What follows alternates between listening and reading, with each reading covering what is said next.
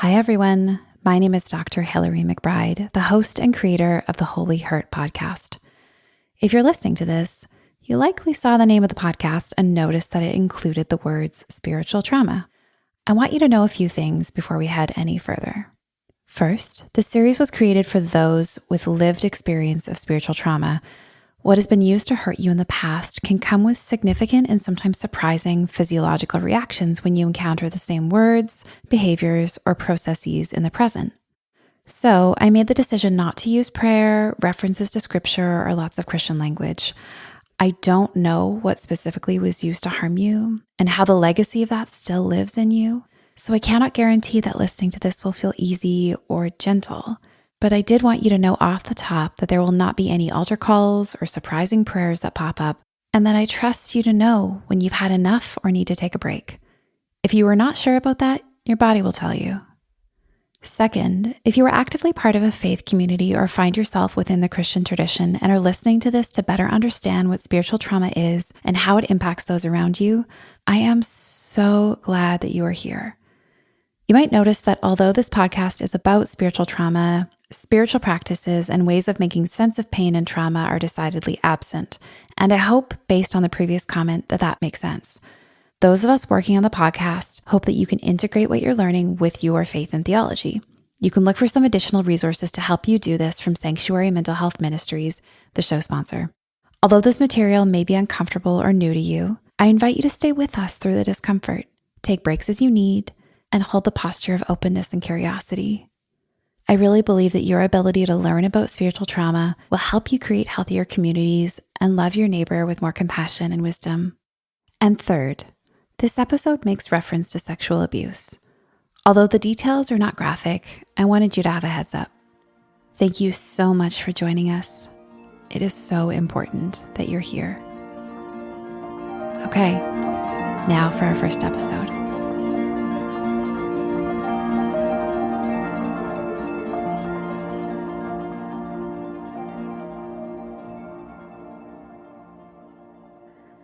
I want to start with a story.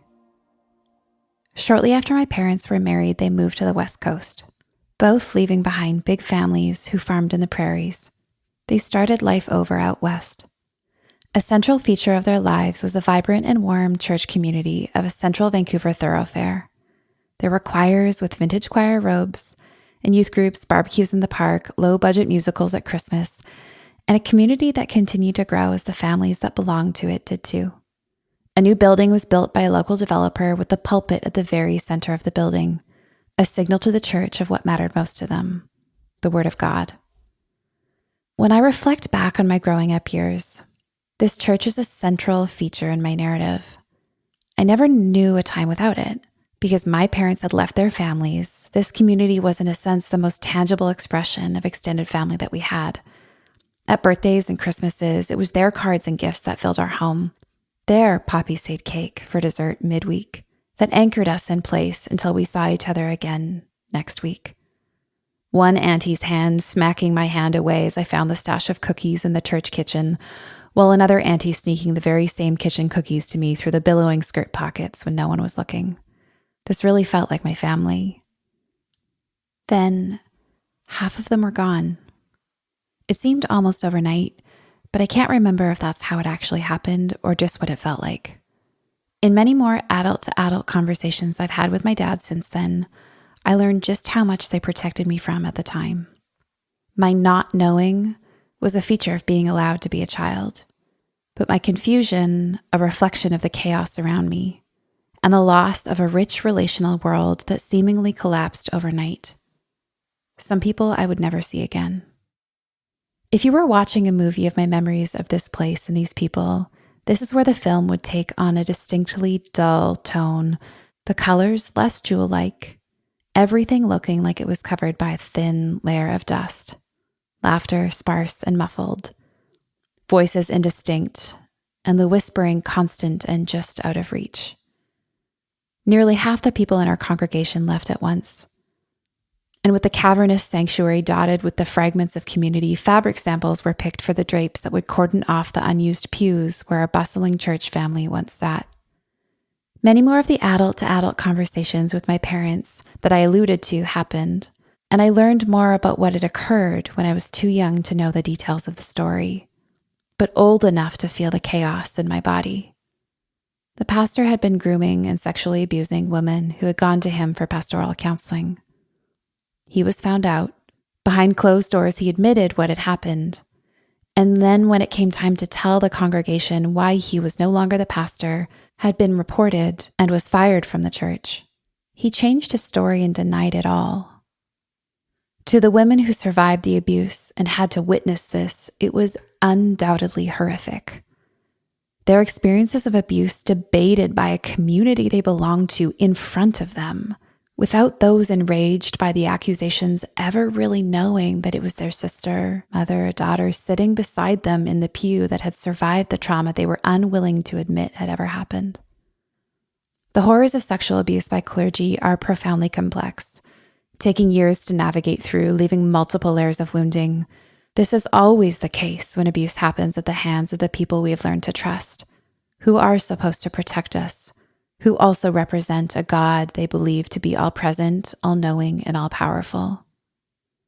As I make sense of this story, the layers of the wounding that were left were never a question for me.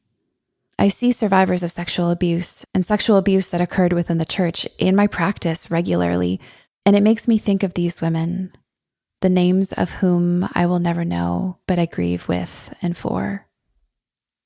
What it took me years to understand is that the rest of the community faced a trauma of their own kind too, different, and at first invisible to me in the shadow of the enormity of clergy sexual abuse. The congregation was left with two opposing stories. One story came from the board that their pastor had been sexually abusing women. One story came from the pastor that he was being wrongfully accused.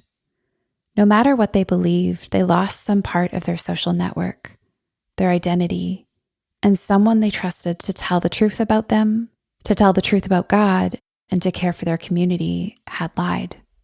The pastor left, as did half the congregation who believed he had done no wrong, and this included some of the family members of the women who had been abused. Not long after he had left the church, the pastor died, and what went with him was the ability to know even more about what happened, all the things that were untold by the women who survived them.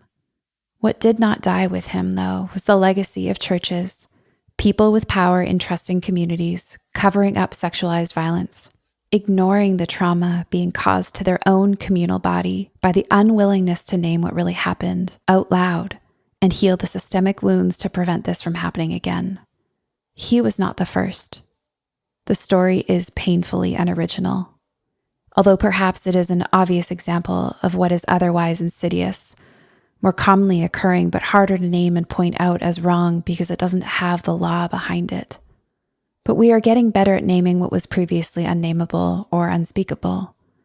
There are more spaces, better language, more research and more theories to talk about why it all happened, what it means, and to find ways to heal from wounds that happen in communities of faith by the hands and words of those who are supposed to represent God.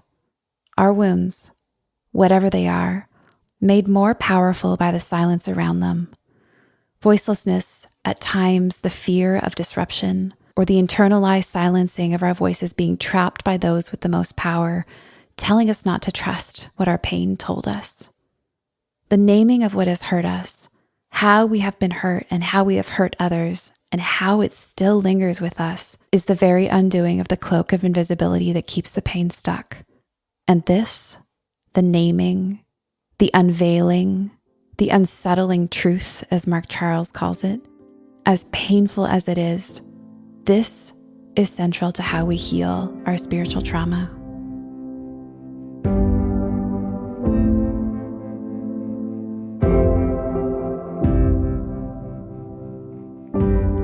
When I started thinking about working on this project, I did a little search of the academic literature that exists. By little search, I mean I reviewed all the academic articles ever published and accounted for by our most powerful academic search engines. Anything that included words like spiritual trauma, spiritual abuse, religious trauma, you get the point. I found just over 100 academic articles, about 60 book chapters, 50 dissertations, and 24 books. The earliest piece of literature published using these search terms was in 1991. The field of academic study was catching wind of the need to write, theorize, and research about ritual abuse, cults, and the very real trauma that comes from wounding and abusive spiritual communities. But not long after that, the number of published pieces started to climb. 1991 is not that long ago, and the dramatic increase in academic and theoretical discourse suggests something. We are getting better language to define what spiritual trauma is, how it occurs, and what to do about it. But a word on academic publishing first. There are a few fields in which research and science are at the forefront. I know from colleagues doing stem cell research, cognitive neuroscience, and biomedical engineering that there are treatments coming for our illnesses and diseases on the horizon that we can't even imagine. But with our social sciences, and psychology in particular, it seems that academia is often the last to know about what bodies of people everywhere have been saying for millennia. Spiritual trauma didn't emerge in 1991, nor did it emerge as soon as white evangelical Christians started talking about it. It has always been here. It is woven into conversion therapy and what the queer community has faced in faith communities. When parents with children who have disabilities were told it was because they sinned. When Indigenous children were taken from their families and placed in church-run residential schools. When clergy sexually abused children and the people in power hid it. When Christians owned slaves and used biblical proof texts to do so. Colonization, first contact, and the doctrine of discovery. The reasons white people are even on North American land. And the long lineage of stripping communities of their ways of knowing and spiritual traditions in the name of evangelism. Spiritual trauma has been with us as long as religion has existed. Spiritual trauma has been with us as long as people used power as a means of getting control. Spiritual trauma has been with us as long as anyone has been told that they were broken from the start. The academic and clinical communities are just now catching up, and that allows us to name things, put categories and language around what bodies have always known and felt in unspeakable ways. This is part of how we heal. I started speaking about spiritual trauma in a public way partway through my doctoral degree. As a therapist, I have specializations in trauma, among other things, and that looks like an understanding theoretically and academically, but also working with it in my practice day to day. It was first in my practice treating my clients with trauma that I started to hear the stories people were bringing to therapy about how the lines began to blur between their trauma and their spirituality. In some cases, people came in with clearly identified stories of hurt. Someone had abused them and had done so in the name of God, and now they couldn't sleep at night, didn't want anything to do with God, and would rather die than step foot in a church where it might feel worse than death, and felt dissociative and detached from their bodies, except for when they were panicking or in a state of terror. Here, in the TV mystery series where the detective is putting together pieces of the case and there's a single red string between the events that transpired and what the person feels like in the future, we understand that they are connected. But more often than not, I start to hear stories of people who had symptoms in the present they could not trace back to anything in particular. After all, how do you point to something specific that was so regularly occurring that it was actually woven into the fabric of your development? How can you identify a thing that hurts you when you were also told that doing so would be a sin and would cause eternal suffering? How can you name what was wounding when the source of the trauma caused you to sever the knowing that a wound existed in the first place? As the stories of spiritual trauma were coming into my office, I was beginning to reflect more on the experiences where I had incurred hurt, and even more challenging for me, the experiences that I was a part of where I hurt others. All of it falling into this increasingly real category with ill-defined edges that I call spiritual trauma. I set out to learn more, heal more, and help others do the same. This is a collection of things I've learned, what I'm still trying to understand, and the voices who have guided me along the way. My name is Dr. Valerie McBride, and this is Holy Heart, a podcast exploring spiritual trauma and healing.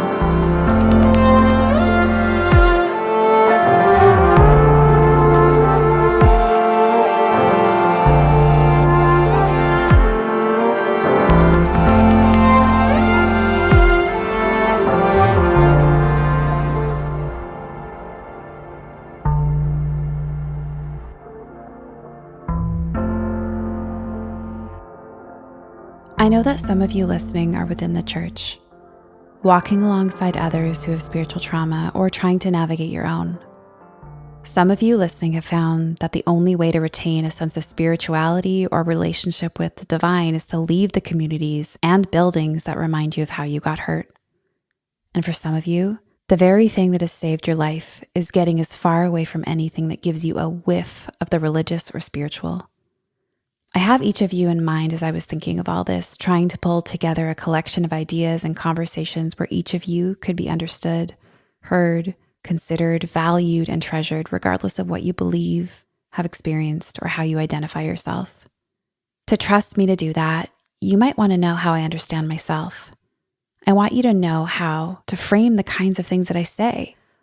So, I am a white, cisgendered woman, an uninvited guest and a settler on the land of the Kwangan-speaking people, where I live with my husband and daughter. I have disabilities, but none of those are visible. I'm highly educated, trained as a psychologist, and I am within the broader community of folks who want to keep learning from the person of Jesus and how he lived in the world.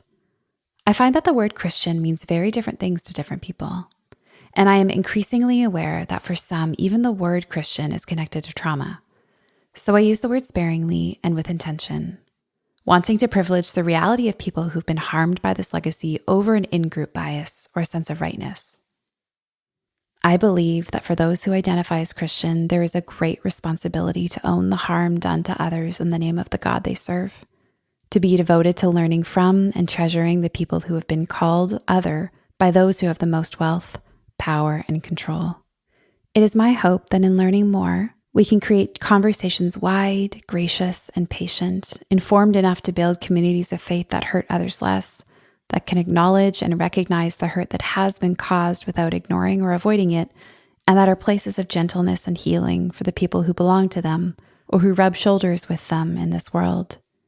We will do this by talking about spiritual trauma, what it is, how it impacts us, and how we heal. A word on listening to this. What I love about media in this form is that you can listen all the way through 1,000 times, or not at all.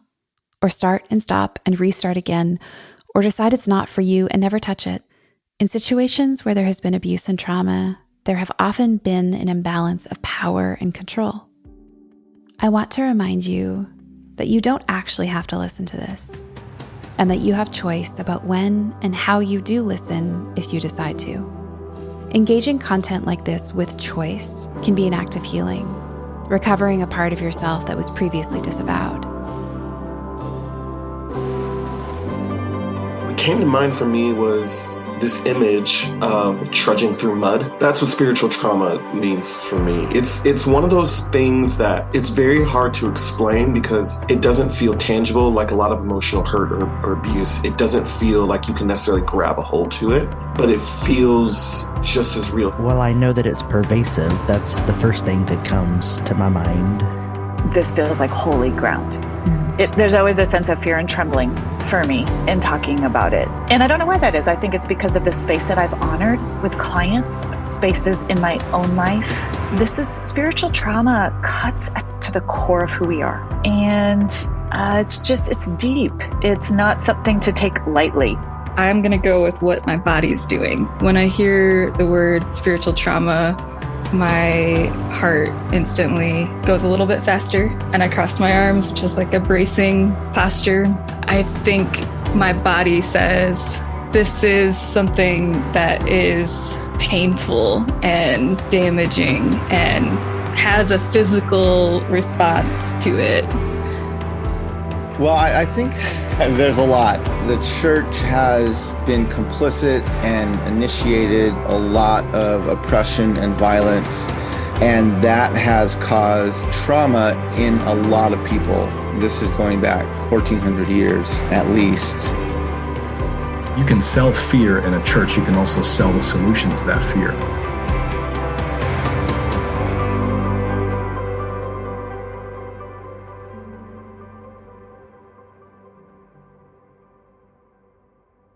The first time I began to understand what trauma was, conceptually, I was in a graduate level counseling psychology class on abuse and trauma.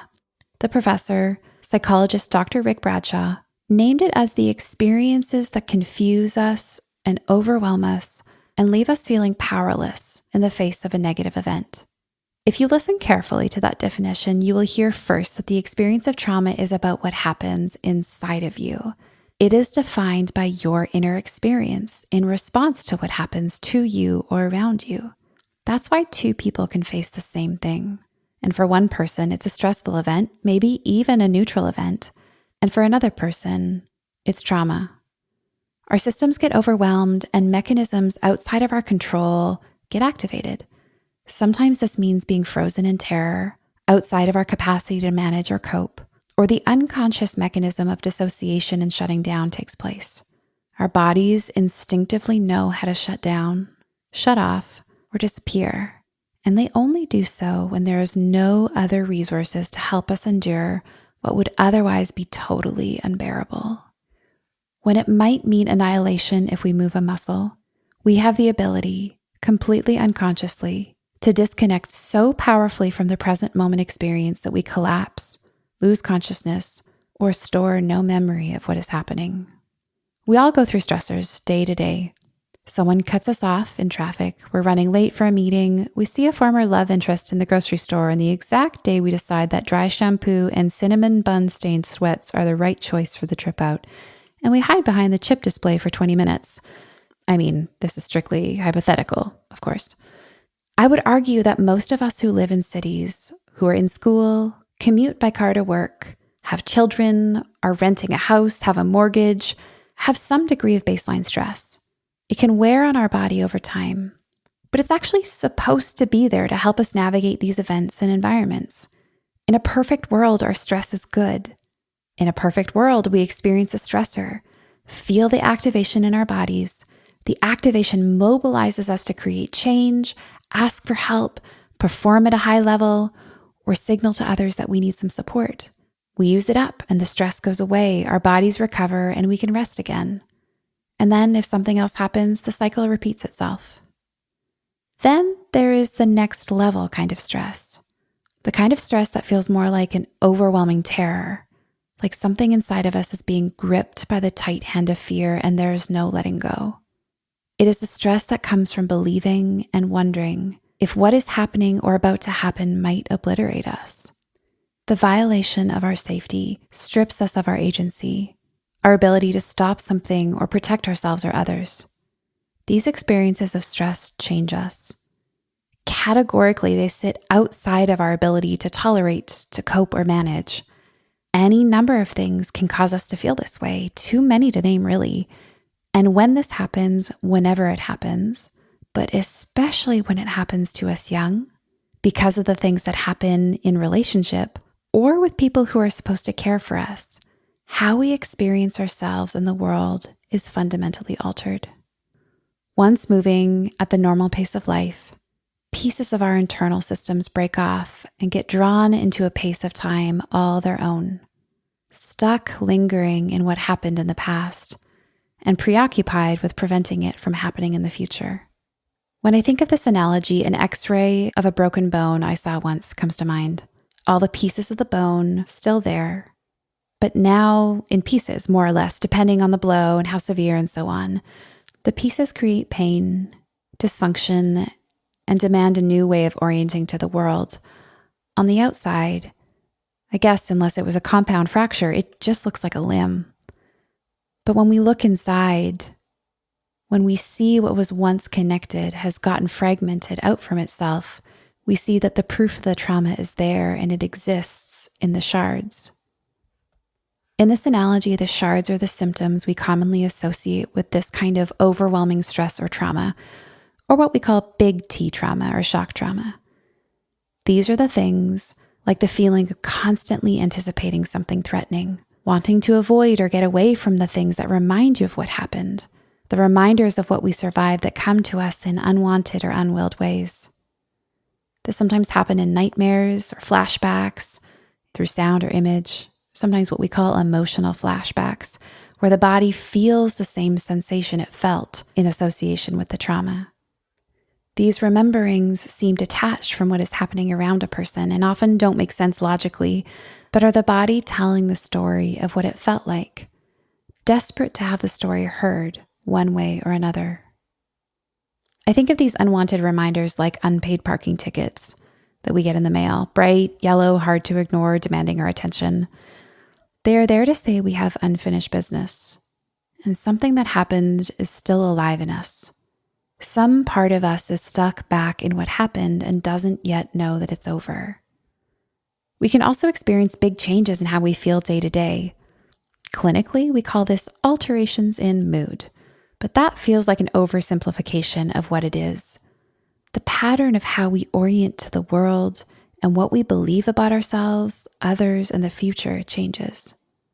The foundation upon which our self-story sits gets disrupted. It's so normal for people who live through things like this to feel wildly disoriented to the world around them. Nowhere feels safe. Not even the rest of sleep is accessible. Suicidality, self-harm, and using substances can appear as the systems, trapped in the unending reliving of what happened, look for ways out of the pain. When these experiences are significant enough, we can even experience change in our consciousness, leaving us feeling shut off or numb or in a dreamlike state. The parts of our nervous system that pass messages between body sensations and thoughts get disrupted. The mind effectively floats away to somewhere safer than the horrors of whatever is happening in the present.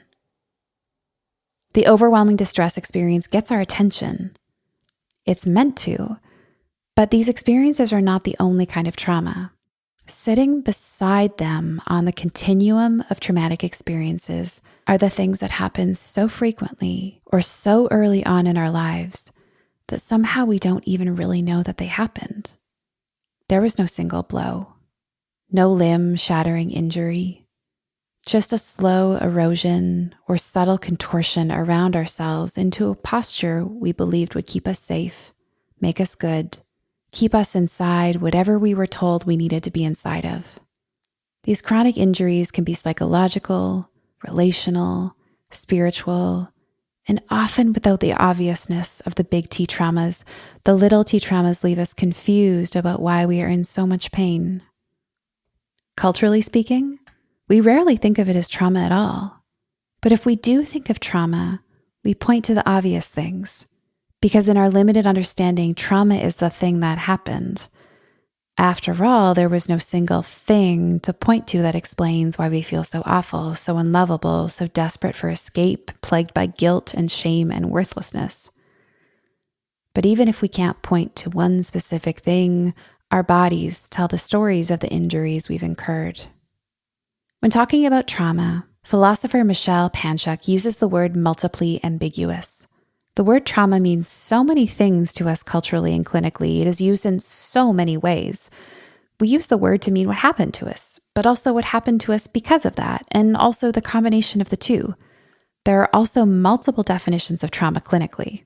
The most recent edition of the Diagnostic and Statistical Manual, or DSM-5 for short, defines a traumatic experience as the, quote, exposure to an actual or threatened death, serious injury, or sexual violence, end quote, that is directly experienced or witnessed by a person. When someone learns of an experience of this nature happening to someone they love, or the details of experiences like this which were repeatedly encountered in the case of first responders and therapists. That seems to capture some of what might happen in the experience itself that makes it categorically horrific, but it doesn't really get to the impact side of things. The Substance Abuse and Mental Health Services Administration in the U.S. defines trauma, at least in part, by the, quote, lasting adverse effects on the individual's functioning and mental, physical, social, and emotional or spiritual well-being, end quote, and also as, quote, the experience that is too much to handle within the body's normal coping mechanisms. It overwhelms our ability to manage, end quote. Dr. Bessel van der Kolk has described it as the current imprint of pain, horror, and fear that lives inside of a person because of what happened to them back then. Dr. Judith Herman helps us understand it as any event that overwhelms a person, removes their sense of control, connection, and meaning. She says it can be anything from a single overwhelming moment that never qualifies for a diagnosis, even if its effects linger, to a complex syndrome where repeated relational trauma has occurred. Trauma expert Peter Levine says it this way, quote, "Trauma is about loss of connection to ourselves, to our bodies, to our families, to others, and to the world around us. This loss of connection is often hard to recognize because it doesn't happen all at once. It can happen slowly over time, and we adapt to these subtle changes sometimes without even noticing them." End quote. Trauma is a kind of shattering. Trauma in Greek means wound. Although the word originally referred to our physical wounds, we now understand it to mean the wounds that we carry that exist in us in an invisible way. So if we go back to the definition of the word, it may help us re-engineer the definition. We can ask, what are the kinds of things that have wounded me? And what about the kinds of things that wounded me in a way that left a lasting impact? It doesn't take going much further to establish that the things that wound us fall into two categories. The things that happen to us, we call this commission, like if someone punches you in the face. And the things that didn't happen but should have, we call this omission, when a caregiver or leader should have protected us from the abuse but did nothing. We are wounded by the bad things that happened to us, but also, in the words of Dr. Gabor Mate, the good things that we didn't get. What are the kinds of things that have wounded me? And what are the kinds of things that wounded me in a way that left a lasting impact? You might want to pause this and actually think about that question.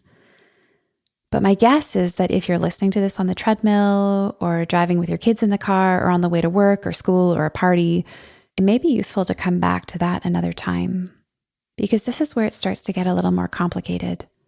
Sometimes the strategies we use to hide our woundedness from ourselves are sophisticated. Often there is more woundedness than we're prepared to examine, especially if pretending a wound wasn't there was one of our strategies for surviving it. If that sounds complicated or far-fetched, let me give you an example. I've lost track of the number of times that a person has said to me in therapy, "I'm fine.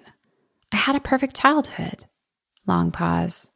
"Can you help me with my chronic alcohol use, or my rage at my partner, or the panic attacks I'm having every night?" But those are totally unrelated to my perfect childhood. It doesn't take long to figure out that the things that bring people into therapy don't appear at random. If this sounds bleak and you're thinking the thing that most of us do as therapists when we're early on in grad school and we learn about trauma, oh no, trauma is everywhere. It's not wrong, but it is helpful to know that healing, hope, and resilience is everywhere too. Paying attention to one actually helps us see the other. We'll get more into that later, I promise. You might be starting to get the idea that trauma, as much as it is exceptional, horrific, and overwhelming, is both the things we can point to in our narratives and the things that didn't happen but should have. It is what happened, but also how it lingers on us. It is the big things and the little things that cause a fracture deep inside of us. And sometimes it leaves us caught in a cycle of pain, avoidance, numbing, that we can see and feel doesn't work, but other times is so accepted or hidden under our defensive strategies. It's all we ever knew, and maybe we don't even really know it's there, but some part of us senses something is lurking in the hallways of our interior life, perhaps a kind of haunting. We stay busy, numb out, avoid, just don't think about it. Shut it down, man up, tell yourself the story, it wasn't that bad, or they really did love me. All of our strategies that signal how hard we're working to keep ourselves from seeing what might be there if we just looked. With all that variation, the vastness of the continuum of experiences we could label trauma, the subjectivity in reactions, there is one thing we can know for sure about trauma. Our bodies tell the truth. Our bodies always tell the truth. Even if we find a way to cover it up first, the story always comes out. And if not in our thoughts or in our relationships, then always in our bodies.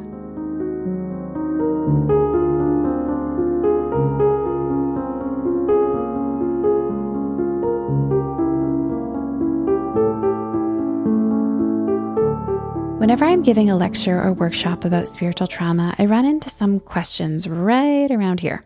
they sound like, but when are you going to talk about spiritual trauma? But what does this all have to do with the church? Or how long till you get to the part about God or cults or fill in the blank? And this isn't surprising, and let me tell you why. Our difficulty in seeing spiritual trauma as something impacting and interwoven with every aspect of our lives, something accessible and embodied within and around us, is because of spiritual trauma itself. Many of us have been led to believe that spirituality is something else or somewhere else, or it belongs in the realm of the unreal, the transcendent, and certainly not connected to our bodies, not right here. Our minds and bodies are distinct from each other. Our bodies and the bodies of others separate, functioning in isolation and independently self-sufficient. Our relationships to ourselves, something different than our relationship to each other. But this separation, the separation of all parts of life, it is actually one of our original spiritual wounds. It helps to define spirituality here as the sense of connectedness, the sacred, and the search for meaning. In 2018, a paper was published addressing psychiatry and mental health. Authors Vanderpot, Swinton, and Bedford identify that spirituality is the guiding framework that supports a person to address the deep, existential questions at the center of human life. Who am I? Where do I come from? Where am I going and why? They go on to say that spiritual belief systems can come from both religious and non-religious sources. In a 1997 paper on spirituality and sexuality, psychologist Chuck McNee suggested that spirituality is a core dimension of our humanity, nudging us to discover meaning and purpose and connection with self and other and God. Interestingly, although spirituality is sometimes seen as something transcendent or outside of what is happening right here and now, in this body, this brain, this beating heart, we actually have the neuroscientific data to prove that connection is so fundamentally wired into our bodies from birth that we have body reflexes, autonomic nervous system processes geared up from the moment we're born to help us locate our caregivers, reach toward them, interpret their emotional states, and seek closeness and comfort. The longing for connection is in each of us from the beginning. Our nervous systems organizing our inner world, our bodily survival, and flourishing based on our connection with those around us. It seems as though everything we thought lived out there in the spiritual is actually right here in our matter. And everything in our matter is telling a spiritual story, or said another way, telling a story about connection. When you hear those definitions, it may become clear why there is no spiritual trauma that is not physical, and there is no spiritual trauma that is not relational, and there is no spiritual trauma that is not psychological. And it goes the other way too. No physical, psychological, sexual, or relational trauma leaves our spirituality untouched. Trauma of any kind strikes to the core of who we are. And who we are is not as fragmented as we have learned to believe. I want to introduce you here to my friend June. You might know him online as J.S. Park, the Korean-American hospital chaplain and author whose voice in the often turbulent land of social media is like a refuge. I think of his storytelling as an elixir that somehow warms and thaws the frozen and rigid places in us that make us see each other and ourselves as objects or problems to be solved. I would go so far as to say that he should not have to do this work alone, but the posts about his job and his daughter single-handedly could fix our problems with social media. Here are some of his thoughts on spiritual trauma. Yeah, I think I come at this from both the Eastern and Western upbringing. I have a hybrid almost comprehension of what spiritual trauma looks like, because I think at least the Western sense of trauma is very much like maybe a clinical definition of how a virus affects a computer. And I like that definition. It's very like the wires and wears are all messed up, and even its own capacity to heal itself is affected. But when I look at it from the Eastern perspective of spiritual trauma, I think of the feeling of being cursed, that somehow there's a sentence upon my life, and that my own value, due to whether moral decisions I've made or how my standing in the community, or what I appear to be in my family and in my name has wrought something on me that is irreversibly and irrevocably not repairable. And so when I've thought about spiritual trauma, I think even more so than the feeling of having a virus affect our wires and wares, I thought of, if my body is a house, then spiritual trauma means that my house is haunted and that God is the ghost. And it's that feeling of being cursed. Like, I cannot do that. I don't have it in me to cast this exorcism to get this sense that God hates me and is haunting me, to heal that part of me. And I think that can happen certainly from bad theology and bad leaders, and in bad leaders, we're thinking in terms of institutional and systemic and the forces that continue to enable perpetuation of those abuses. And in particular with my patients, it's almost like they're in the hospital because of this physical illness. And at the same time, the spiritual trauma adds a layer of difficulty in their healing, because it is essentially telling the story of what their illness is all about in relation to God, in relation to their own moral and spiritual value. And so I had a patient, and I'm going to change some of the details just for privacy's sake. But I had a patient who said, my pastor said, if I get mad at God, I'll go to hell. If I get mad at God, I'll go to hell. Now, that sort of spiritual trauma is a narrative that's going to get that patient stuck. It's not going to make them any more free or liberated. And because of that, because their anger, which I believe is justified and is right, it has no place to go. And it seems to just make them more sick. And they seem to almost believe that this disease one was wrought upon me somehow because the supernatural order of things, I somehow attracted it to myself. And then two, I have to just accept it because I am afraid to get mad at God. I just have to believe that God did this to me and it's justified somehow. And I think that sense that God punishes and that God has accursed our lives, that's a very prevalent thing among spiritual trauma. That's a very prevalent narrative. And I think church leaders will use that control and coercion to keep their congregation almost constrained. Because if you can sell fear in a church, you can also sell the solution to that fear. Church leaders, whether it's for the money or for their fame, for their reputation, for their congregation size, they're going to use those supernatural narratives and impose that superstition upon their congregation in order to continually keep them coming back.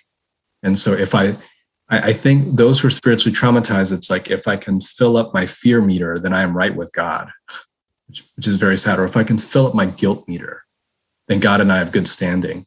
And it's like, hey, I'm going to get my bucket of guilt and then we're okay. I chuckle because on one hand, it's like a knowing laughter because it was used on me for so many years.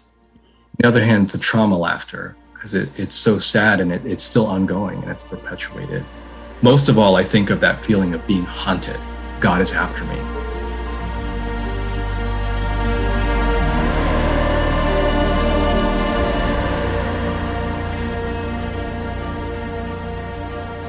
When spiritual trauma happens, no part of us is left untouched by it, highlighting that even if we have learned to believe otherwise, we have always been integrated whole beings. Although it is impossible to create hierarchies of what kind of trauma is the worst, especially when we can't artificially separate out one part of a person's life experience from another, because of how central relationship is to who we are and our capacity to heal. When trauma is interpersonal and occurs early in our development, this has a profound impact on the way our minds work, how our nervous systems develop, and the foundation of what we believe about the world. It is awful to have a car accident and think you're going to die. Having had a safe and connected upbringing where you were told you were good and can trust people to help you, the road to recovery is long and painful. But in a society where people know that this has happened and mutually agree that it's awful, The recovery is often supported and affirmed. It is a different kind of thing to be told horrible and scary things on loop at an early age by people who are supposed to protect you, and then be celebrated when you believe those things and get good at convincing other people that they're true too. I want to make this point right here because there is something particularly insidious about spiritual trauma. It is almost always relational, often occurs at a young age, is often repeated, is typically normative, and is often celebrated in most cases. You might have heard it said that as people, we are meaning-making beings. Well, that might be true. As someone who has studied the neuroscience of trauma, a better or more clinical statement for the purposes of this project is that we are association-making beings. Our brains and nervous systems are making associations all the time. We are pairing in an unconscious way that dessert tastes and feels good, that fire is hot, and that we will feel better if we take a drink and we're thirsty. Our system makes associations between things that hurt us or are scary even faster and more effectively than associations between any other kinds of things. What that means is that if we have a scary or painful event, our brain will categorize it and anything involved or like it as scary or dangerous.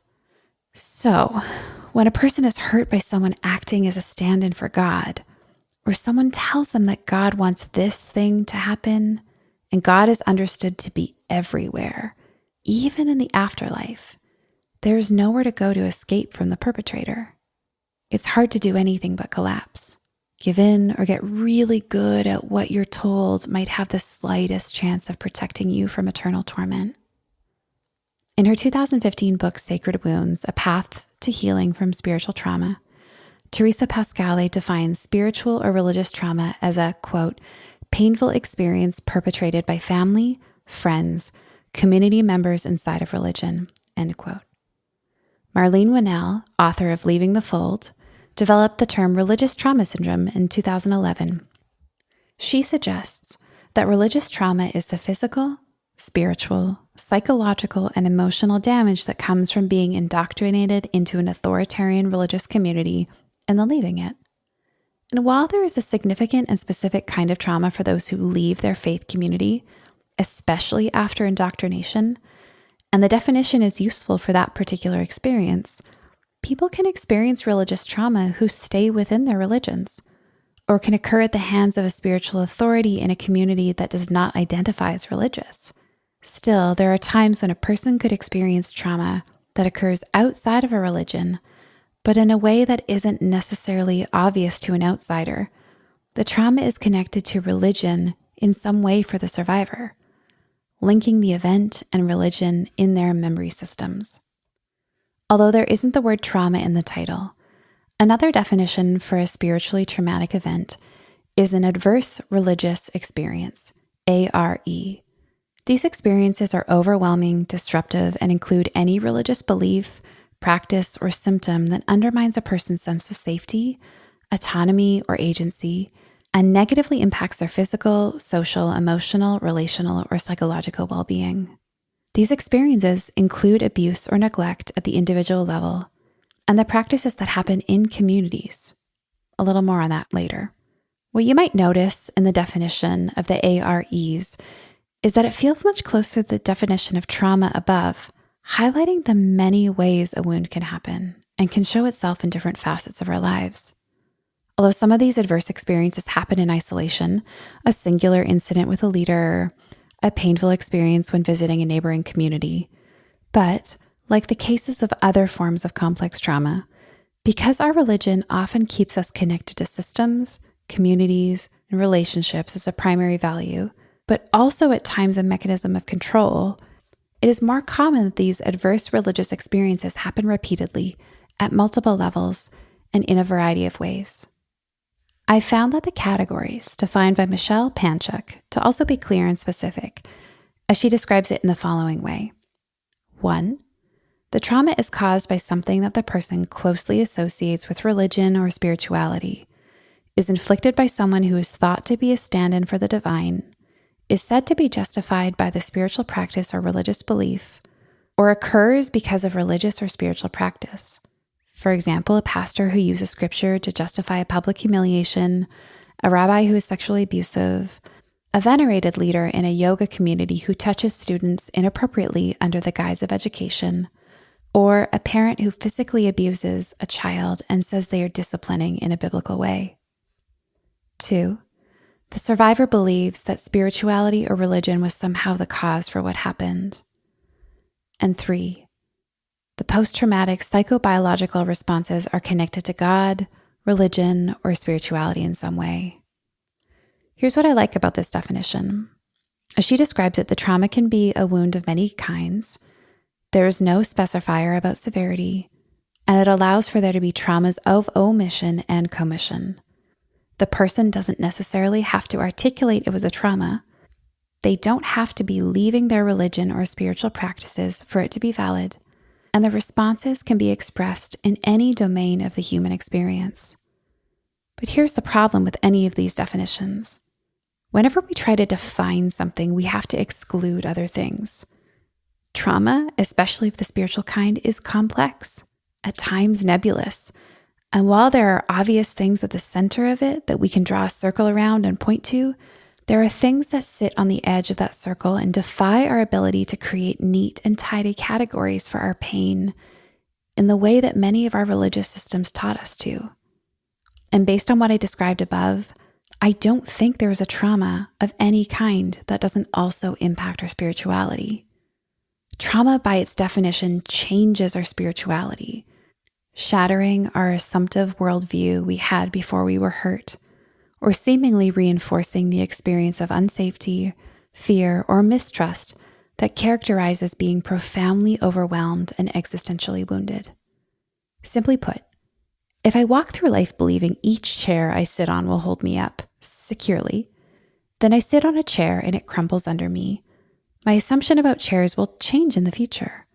I'll likely take a look around, inspect it, and be reluctant to let the full weight of my body rest on the chair. In this situation, the chair is like our spiritual worldview. We don't think about how much of it exists and holds us up until it doesn't anymore. Regardless of the kind of trauma, it seems that a feature of trauma is the loss of meaning and trust, undermining the sense of self-worth, value, and humanity, while increasing the presence of guilt, shame, fear, and the numbing and defensive strategies to mask it all. In his article, Bearing Witness as a Social Action, author Daryl Stevens highlights how trauma experts from a wide variety of disciplines and levels of training have identified the spiritual damage of trauma. Dr. van der Kolk describes it as, quote, a hole in the soul, end quote, that stems from overwhelming experiences that create alienation from self and others.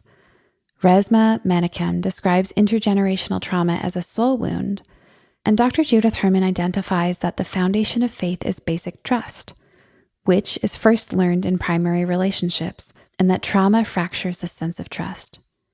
Daryl Stevens says, quote, fundamental self-worth, human connection, and basic trust are deeply spiritual issues, end quote.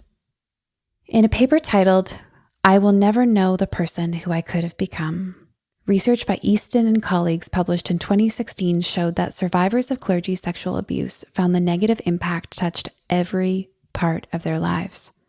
The psychological self, the relational self, the gendered self, the self they hope to be, and the spiritual self.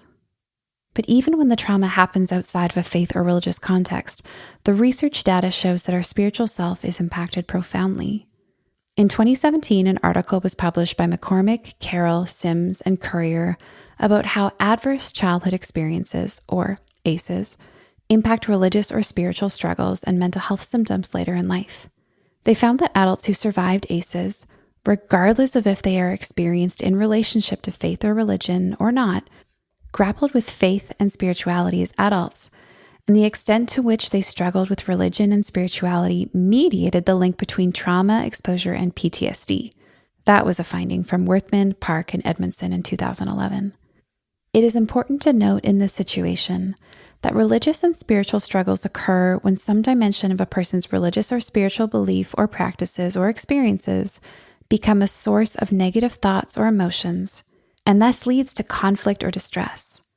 As an aside, Nothing riles me up more than learning about this and setting it against the backdrop of churches that blamed people, shamed people for their spiritual struggles, as if they lacked faith. All this does is heap more blame and guilt on the already toxic pile that lives inside a person from the trauma they endured growing up, making them feel morally inferior for what is a very normal symptom of the abuse that they've had to endure already.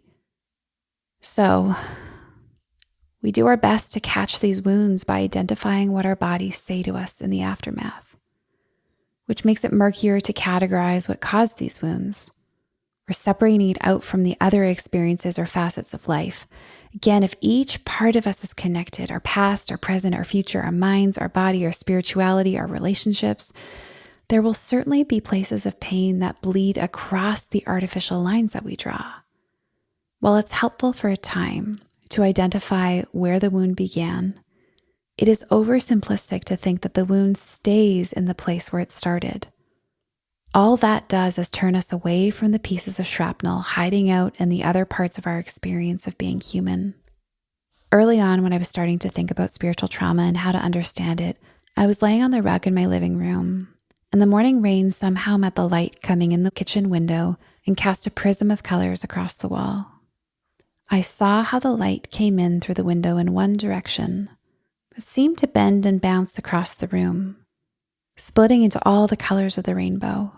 Although the rainbows from a prism of light typically represent jovial, whimsy, magic, hopeful, possibility, even pride, they seem categorically different from the imagery I described earlier of painful injuries, shrapnel, and broken bones. However, they remind us of how when trauma, like light, has a specific point of entry, regardless of where it comes from, it may seem to split into different parts, but really just makes visible what was there all along. The light seems like one color, but is really just one presentation of all the colors. Even if trauma happens in one domain, for example, when it happens spiritually, it's connected to all the colors, all the facets of the experience of being human. No matter the point or manner of entry, a trauma impacts each part of our lives, each dimension of our human experience. Spiritual trauma touches each part of our lives. And even if we learned otherwise, if we're looking closely, it actually shows us how we are still whole. Perhaps I'm stretching the metaphor too much, but if you'll allow me, trauma is not unlike light in a number of other ways. It helps us see what is there. What I mean by that is that it shows us where the places of injury are inside of ourselves, the places we have learned to turn our gaze from, while also highlighting the places, patterns, people, and systems which cause the wounding, allowing us to see the places where healing is needed around us so others don't get hurt like we did. More on that to come next time on Holy Hurt. For now, I want to leave you with a practice. We've been talking so much about our bodies and how they are important in telling the stories of our trauma, but also healing. So I want to lead you through an exercise that I find helpful to help me be here, to reconnect with my body, to remind myself that in this moment, I am safe and I am here. Take a moment to feel and encounter what is around you. It might seem simple, but I want to invite you to slow all the way down. Notice what your body is in contact with. If you're sitting in a chair, what are the places where your body touches and is held up by the chair? If you're sitting at a desk, where are your hands resting? What are you in contact with? And we're really good at moving our attention around really quickly and not really seeing things. So see if you can move your gaze around your space at half the speed that you did it previously. Really noticing. What are the colors around you?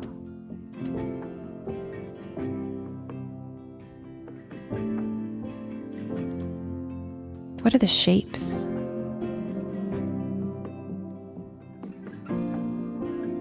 Is light hitting objects differently depending on where the light source is.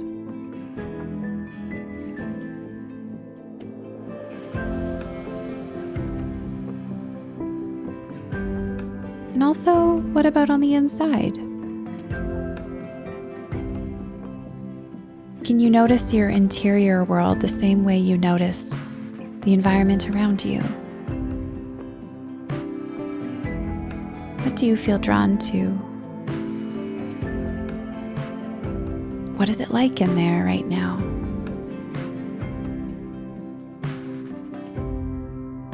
Perhaps giving yourself a moment to be curious about yourself in the same way that you might have been curious about your environment.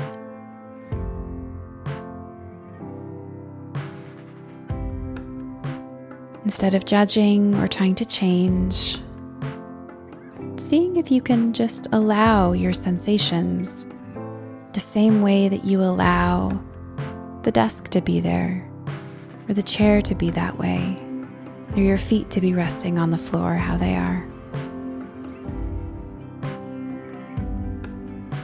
You might, if it feels good, take a few breaths. Noticing that as you pay attention to your outer landscape and your inner landscape, that it helps you be here. And while here is sometimes a hard place to be, sometimes here is also exactly where we need to be. At least reminding us we are not back there. And not in the thing that we think might happen, but in this very moment, in this place, feeling this way. Thank you so much for joining us today for this first episode of Holy Hurt. The Holy Hurt podcast was written and recorded by me, Hilary McBride. Executive producer, Leslie Roberts. Sound editing by Bradley Danyluk and Micaela Peragallo. Music and scoring by Jon Guerra, adapted from the album Ordinary Ways. Strings performed by Valerie Guerra. Logo and art from Courtney Searcy. This episode's guests are William Matthews, Roberto Che Espinoza, Allison Cook, KJ Ramsey, Mark Charles, and JS Park. This podcast was made possible by Sanctuary Mental Health Ministries. Sanctuary equips the church to support mental health and well-being. They provide free resources that meaningfully engage the topics of faith and mental health. The content is developed in collaboration with mental health professionals, theologians, and people with lived experience of mental health challenges. These resources prepare communities of faith around the world to raise awareness, reduce stigma, support mental health, and promote mental well-being. To learn more and access these resources, please visit sanctuarymentalhealth.org.